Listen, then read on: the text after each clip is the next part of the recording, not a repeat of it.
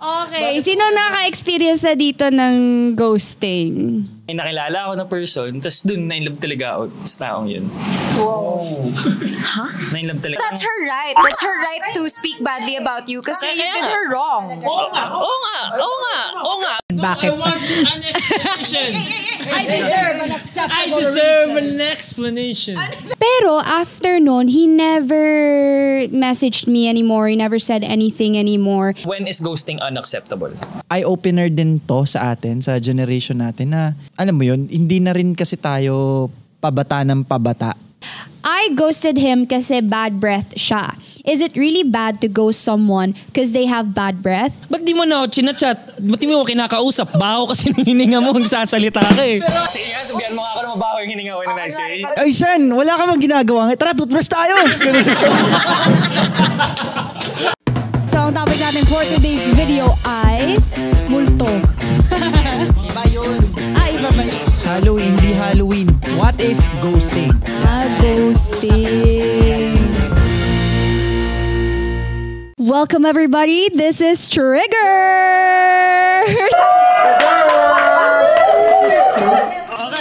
Okay. Yes, of course, maraming salamat po sa nanonood at patuloy na nanonood sa amin. Ayan. Syempre dito sa aming YouTube channel, Spotify, Apple Podcasts, and Audible. Yes, sir. So, ayan na nga. So, ang topic natin for today's video ay multo. Iba yun. Iba ba yun? Halloween, di Halloween. What is ghosting? Ghosting. Ano nga ba yung ghosting? Ano nga ba? Ako talaga. Oo, ako na. So eto, what is ghosting? In dating, ghosting is when someone ends all contact without explanation. Is it more wag muna natin tanongin yun. Pero in dating, ghosting is when someone ends all contact without explanation. Talagang nawala na lang siya ng parang bula. Pretty much. Ano? Poop! Okay, sino naka-experience na dito ng ghosting? Or sino na ng ghost? Ikaw. Actually, nang ghost na ako. Iba rin talaga siya. Grabe siya. Boy talaga. Fob. Ano ba namin to? Hindi. Combo move yung nangyari. Parang Paris overload. Pero actually, parang malinaw naman yung usapan namin na kung ano kami noong time na yun. Okay. Sarang, ano lang tayo, pangkatuwaan lang. Nangyari, may nakilala ako na person, tapos dun na-inlove talaga ako sa taong yun. Wow. Huh? Na-inlove talaga ako sa taong yun. So, nangyari, na-ghost ko na yung ka-situationship ko. Kaya, ayun. Kasi hindi naman kayo, ganun. Kasi di naman kami. So, ano yung kasi na-in-love ka, yun yung reason. Ba't mo ginit yung other person? Well, actually, isa ring factor, nag-abroad kasi siya. Nag-abroad siya. So many layers to this. So aside from the time difference, LDR factor, kung if ever naman naging kami, nakahanap ako ng mas fit sa akin during that time. Gusto ko sana, plano ko naman sana na with explanation. Nangyari, parang tumagal, di ko naasikaso. Taray, busy. Booked and busy. Pero honest. Pero honest na mali ko talaga yun, na natakot kasi ako to have the conversation. Can I ask you, like, is that a situationship na may I love yous na and everything? Or talagang getting to know lang shallow? Walang ganun. Pero medyo clingy na, ganun, with may Intimacy. May authentihan na. May authenticity. Ganun. So, wait, so when you say you ghosted her, as in, nawala ka na talaga, tapos hindi mo na siya in-explainan ever since? Hindi na. Never na. Kasi nangyari... Oo, never na. Never na kami nag-usap ulit. Pero mini-message ka niya, like nagpa-follow up siya sa'yo. Hindi na rin. Nung time na di ko na siya message, di rin siya nag-message sa akin ulit. So parehas kayo ng ghost sa isa. Pero nalaman ko lang through a mutual friend na syempre masakit sa kanya yun. Hindi siya talaga yun ang ghost. Ako yun ang ghost. Talaga. So parang natakot lang din ako to have that conversation sa kanya to a point na... Duwag ka pala eh. Oo, nung time na yun, duwag talaga ako. Aminado naman ako. And props to that girl for not making a scene or being super dramatic. Like, hinayaan ka na lang niya. You have your value and your worth. Pero may narinig naman ako mula sa kampo niya. Pero, nung time na yun, nagkaroon na rin But siya that's her right. That's her right to speak badly about you kasi you did her wrong. Oo nga.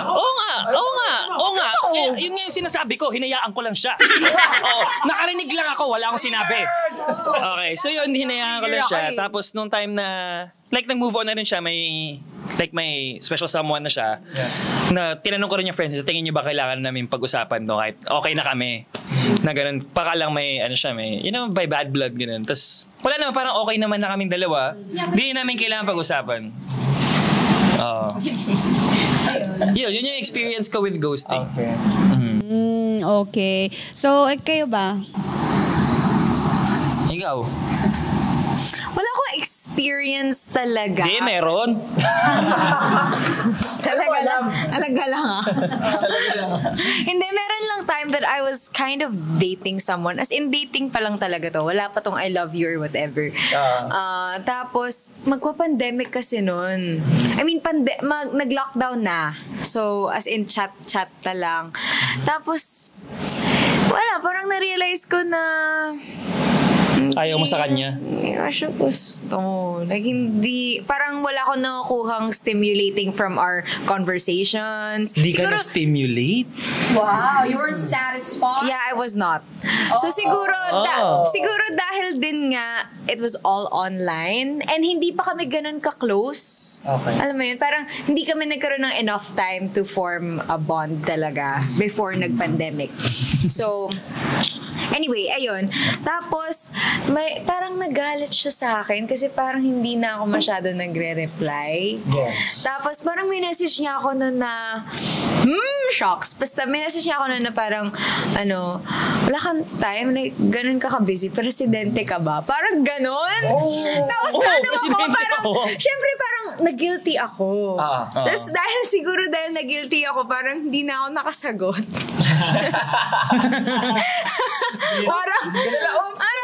Duwag ka pala eh.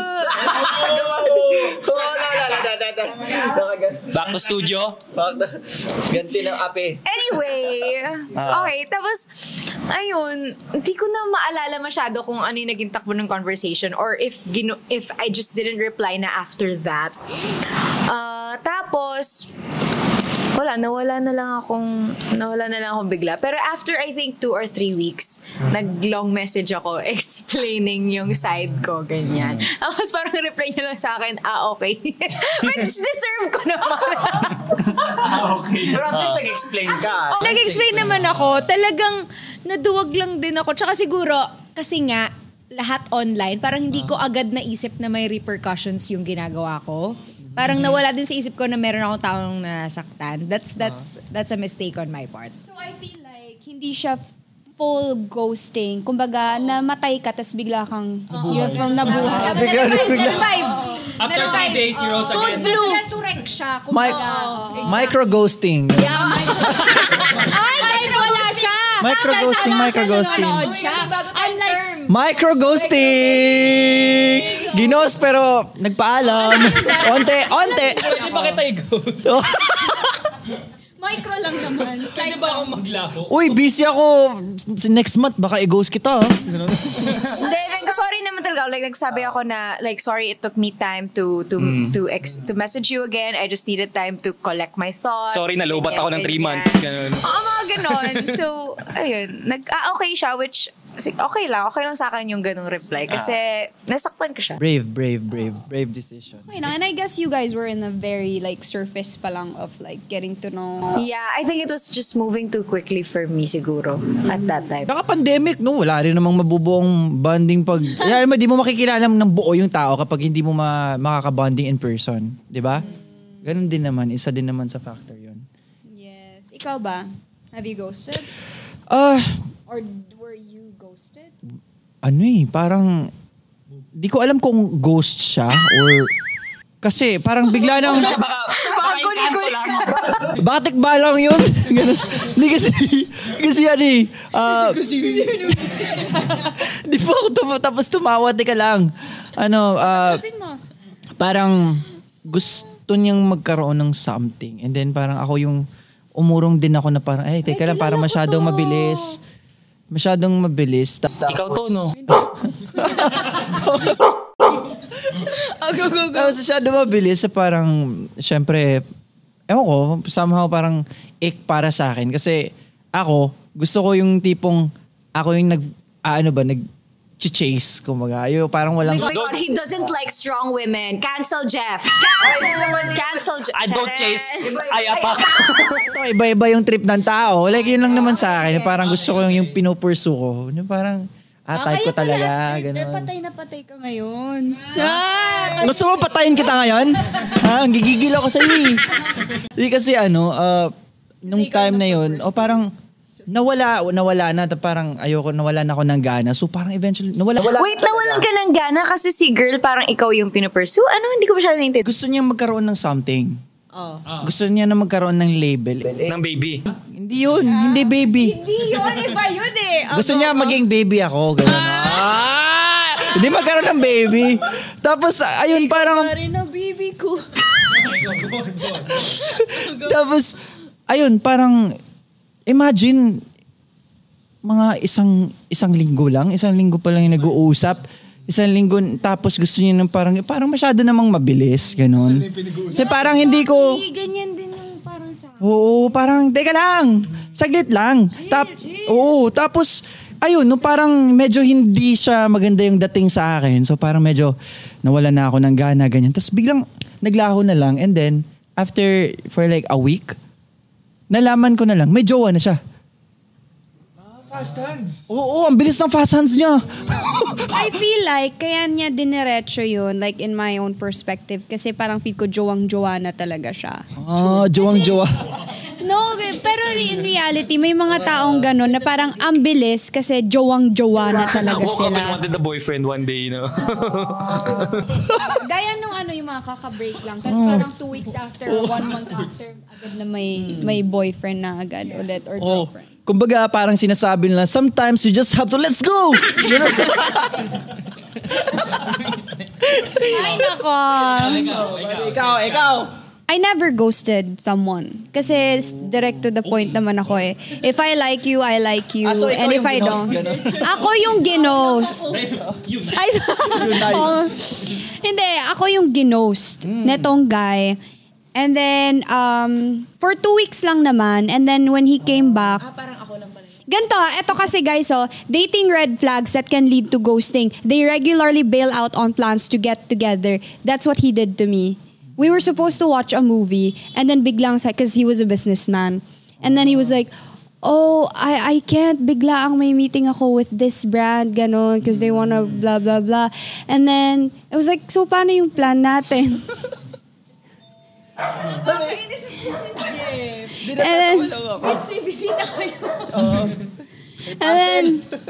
And then he was sa brand, ganyan. Oo, they wanna partner up. So sabi ko, paano yung movie date natin? Ganon.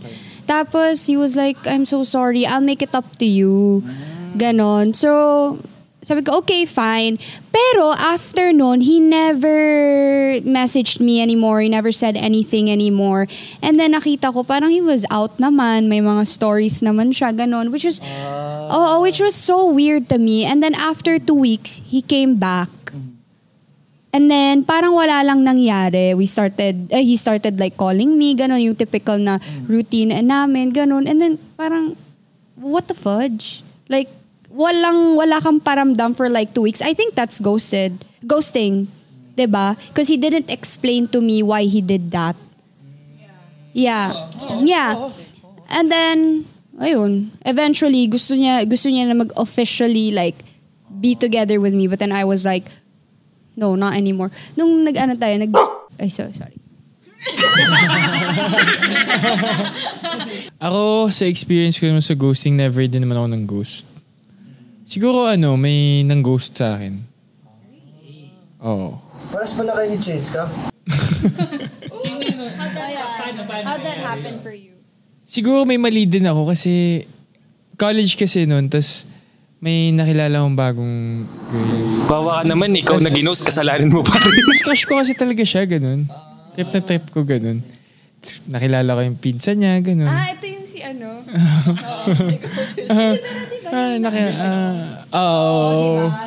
Kasi yun nga, nakilala ko yung pinsan, tas okay, kukwento ko muna sa inyo. Like, 2 weeks ago din, bago nangyari yun, nakainuman ko yung mga pinsan niya. So mga taga-private school din, so okay naman yung interaction namin. Ganun. Tas parang, ayun na. Fast forward naman tayo, balik naman tayo sa 2 weeks after. Nandun pa ako sa sa bahay ng girl. So, nung time na yun. So, tawag sa akin best friend ko, ganyan, uy, Vince, may away, ganyan, blah, blah, blah, blah, blah. Sige, punta ako dyan, ganyan. Rest back. Mandirigma ako nung college, Brad. I don't die, I multiply. Yun. So, punta ako dun. Wala. Yun nga, hindi ko na nakilala yung mga... Hindi ko na namukaan. Hindi ko na namukaan. Strategy ko nun, pumunta ako sa likod. Sige, ganun. Away tayo ganun. Hanggang sa pagkatapos ng away, sabi ko, hala, yun yung pinsan na kainuman ko 2 weeks ago nakita ko nandun na sa gilid kami lahat. Nalapitan ko, sabi ko, uy bro, okay ka lang? Sasabihin ng pizza mo ka ba? Tapos? So, nung tinanong ko na okay lang siya, hindi niya ako sinasagot. Ganun. So, mga after 10 minutes, tumawag sa akin yung girl. Oo. Sabi niya, bakit mo sinapak yung pinsan ko? Sabi ko, hindi ako yun! So, ayun, ginost yun ako. So, medyo may mali din naman talaga ako. Hindi, mali ko talaga yun.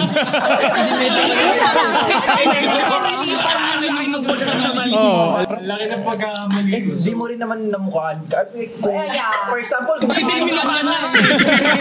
literal pala. Feel ko wala naman sa intention mo. Oo, kasi kung kilala mo naman yung napinsa niya, sa tingin mo gagawin mo yun? Hindi ko gagawin yun. Hindi, sasabakin niya lahat except yung pinsan. Sasabakin niya yung babae. Hindi. Ako may naalala pa akong isa na experience ko din pala. Na ako ulit yun ng ghost. Pero I think ako yung tama. Hindi kasi, parang binigyan ko na siya ng, hindi naman ultimatum, pero lagi na ako nagtatanong. Parang mas persistent na ako na nagtatanong na, ano na ba, like, are we gonna make it official? Ganyan. Tapos lagi siya wait lang, ganyan. Like, he's still thinking on it, whatever. Tapos, until sa meron akong nakausap na, by that time, nag-decide kami na friends na lang muna kami. Pero nga, umaasa pa din ako, ganyan. And pinapaasa niya pa din ako nung time na yon na kahit friends na lang kami. Tapos, meron ako nakausap ng mutual friend namin. Tapos sinabi na, months ago pa daw, nagsabi na daw sa kanya si Guy na alam na daw ni Guy na hanggang friends lang talaga kami. Parang naaawa lang daw siya sa akin. Oo, parang naaawa lang daw siya sa kung anong mafe-feel ko if he ends it with me na fully. Tapos, after nun, I remember may flight ako nun kinabukasan. Tapos usapan niya, hatid niya ako. So, nag-message siya na ano oras yung flight ko, ganyan. Tapos susunduin niya ba ako. Tapos hindi na ako nag-reply. Tapos doon, ginost ko na siya. Tapos dumating siya sa airport. Ganyan. Hanggang sa, yun yung sinundo mo ko.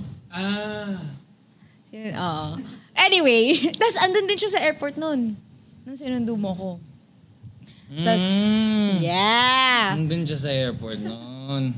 Yeah, di ba kinento ko to sa... Hindi ba kayo? Nakwento ko to! Go lang! Trabaho tayo. It is, what is it? Anyway, ayun. Tapos ginost ko na siya after nun. Parang, kasi, parang, alam mo na pala na ayaw mo na. Tapos, you're just leading me on dahil naawa ka sa akin. Tapos doon na yung nag-ano ako na parang, okay, wala nang point. na mag-reply pa ako, na mag-explain pa ako ng side ko. So, ayun, yun na, ginost ko na. Tapos natapos na.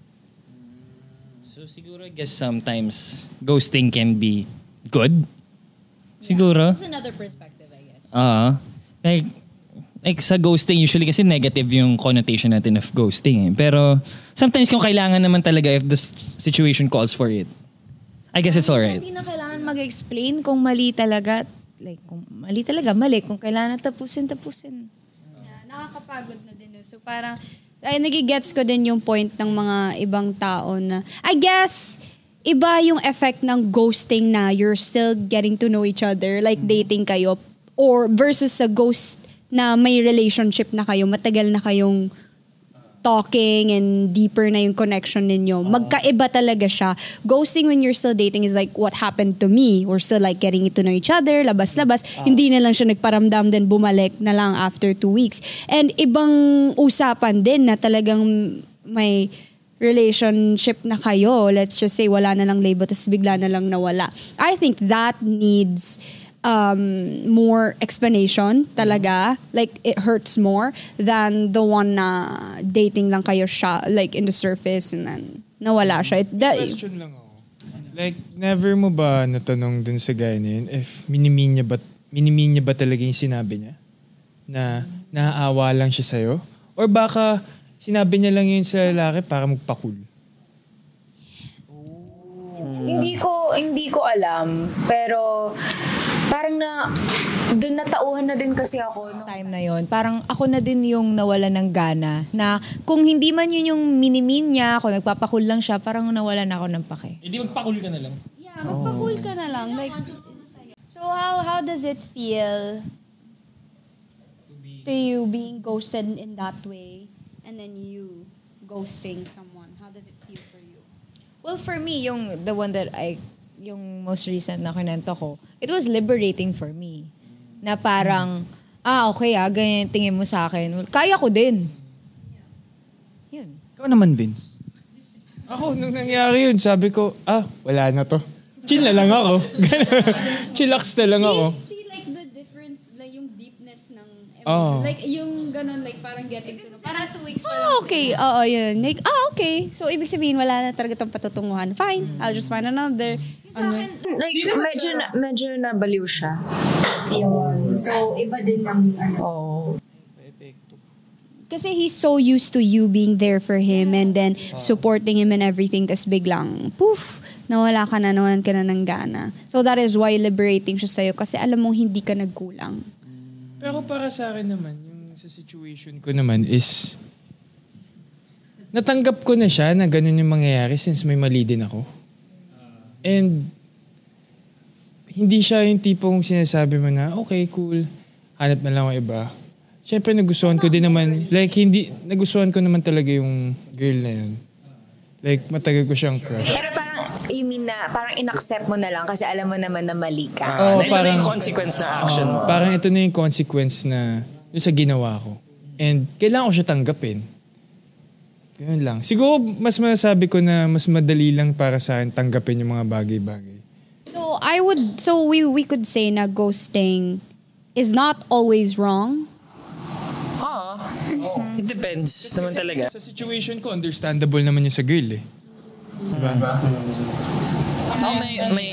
May entry ako sa liberating na ghosting, I guess. Kasi dati may nililigawan akong girl. So this girl, parang talagang gustong-gusto ko siya. So parang lahat ginagawa ko para sa kanya. Kasi strict yung parents niya. Close ako with her parents. So nangyayari, nakakalabas siya pag kasama ko. Gustong-gusto ko siya. So syempre nililigawan ko siya.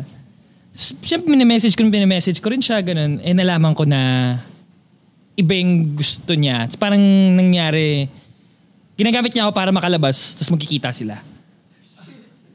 Gets ba? Parang, para makalabas siya. Gusto siyang girl. Yung last part lang. Ginagamit siya para strict kasi yung parents ng girl. So yung girl nagpapaalam, tapos ang pinapaalam, kasama siya. Pero hindi talaga. Ganun. So, nangyari, syempre, di ko siya kinausap, ganun. Tapos biglang nag-message siya sa akin, ba't ginost mo ako?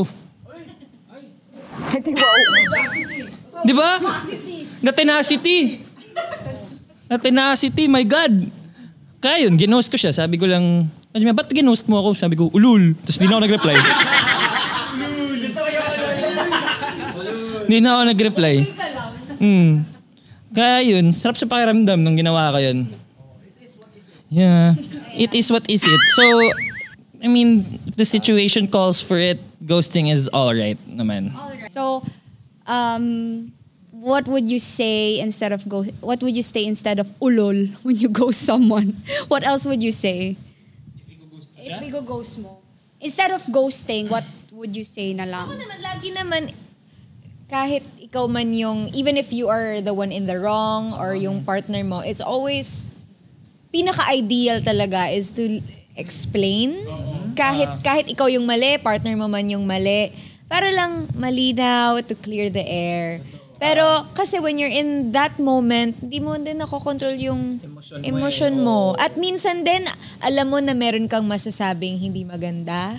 Which is, I think in my case, when I ghosted the previous guy, alam ko na wala na akong masasabing maganda sa kanya and puro hurtful things na lang yung masasabi ko. So, wag na lang kasi bibigat palalo sa akin.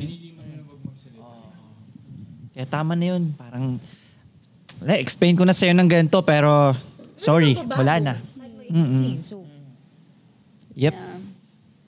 Yeah, I was planning to go someone before. Planning lang. Because... Tingin na, Vince. Sa'yo, plinano ko talaga eh. Yeah, plinano. Tawa ko sa reaction ko. paano yun? I was, parang nasa head ko na parang, what if, hindi na lang ako magparamdam.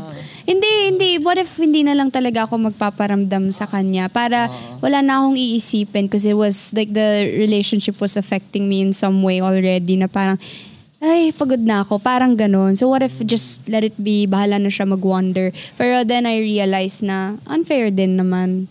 Kasi medyo deep na rin naman yung pinagsamahan. So, ayun, ganun. Tanong mo, if ikaw yung nang-ghost or kahit na-ghost ka, Would you still want an explanation or do you want na, okay, yun na yun? Ako siguro kung bawa ikaw yung nag-ghost, alam mo naman sa sarili mo kung nagkamali ka, kung meron ka nagawang... Like, for example, in your case, alam mo na sinapak mo yung pinsan niya. So, hindi ka na masyadong naghanap ng explanation. Bakit? I want an explanation. I deserve an acceptable I deserve an explanation. Ay, kung sino man yung girl, paki-explain, charot. Paki-explain, love you. Pero ako dun sa tanong ni Sean, mas gusto ko na may explanation kahit anong mangyari. Yun naman yung pinaka-ideal. Oo. Dun lang ako. Kasi, ewan ko, parati naman ako nag-explain eh. And never naging option sa akin na i-ghost. So parang hindi na ina-expect ko kapag may kausap ako. So, technically, kung nangyayari yung ganong situation, like, diniretso ka na, so hindi na siya mako-considered as ghosting, di ba? Yeah. Because may explanation na eh. Ghosting wala talaga eh. Pat-block ka na sa social media, lahat-lahat na. Huwag mo sigawan.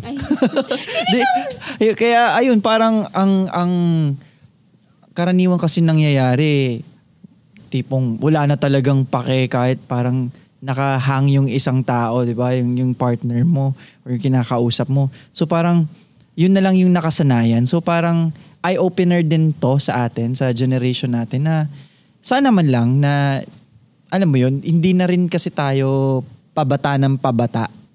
Every year tumatanda talaga tayo. Aminin mo natin. Well, yung iba tumatanda by edad, yung iba maturity, andun pa rin. Pero sana, kawawa din naman yung partner natin na bigla na lang nating iniwan. So, might as well, kahit bigyan ng simpleng explanation na, sorry, di ko na kayang i-continue to.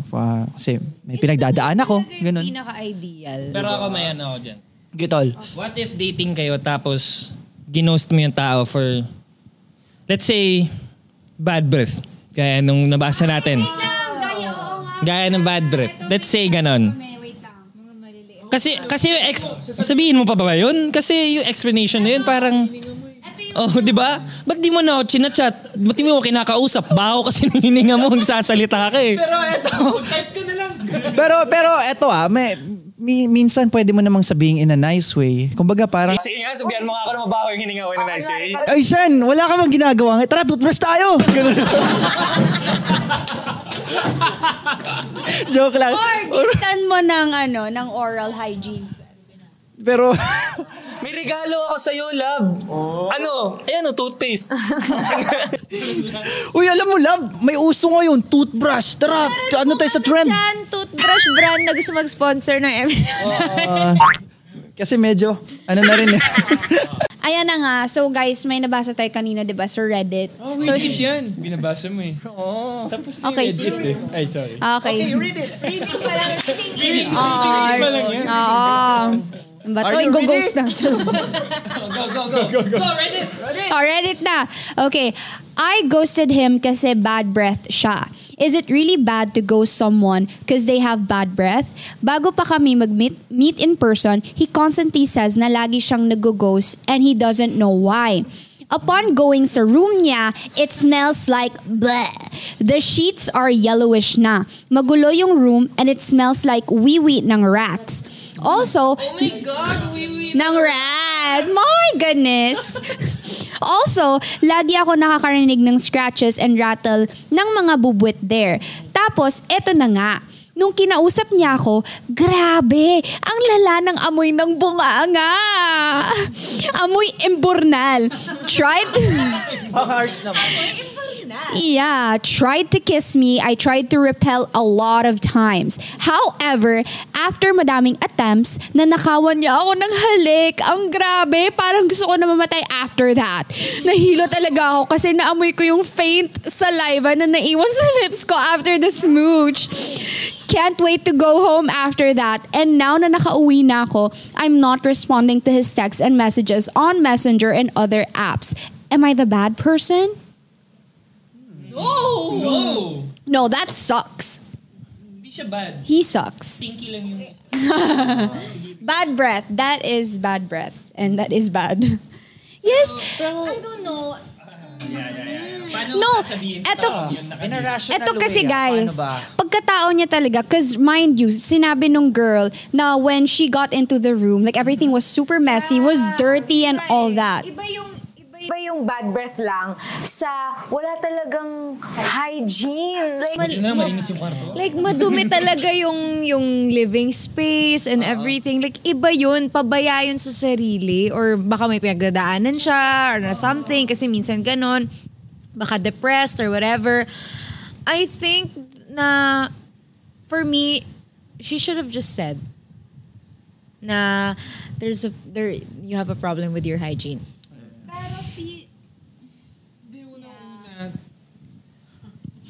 Madaming beses na siya na-attempan na halikan siya. Paano nangyari yun? Bakit nung day one pa lang? Sana inaksyonan niya na.